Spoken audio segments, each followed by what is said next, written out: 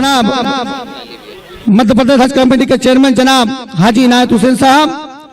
आज के कार्यक्रम के सदस्य जनाब हाजी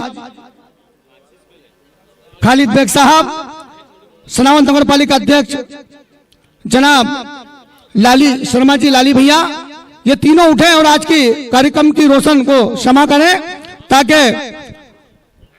कार्यक्रम जल्द शुरू किया जा सके।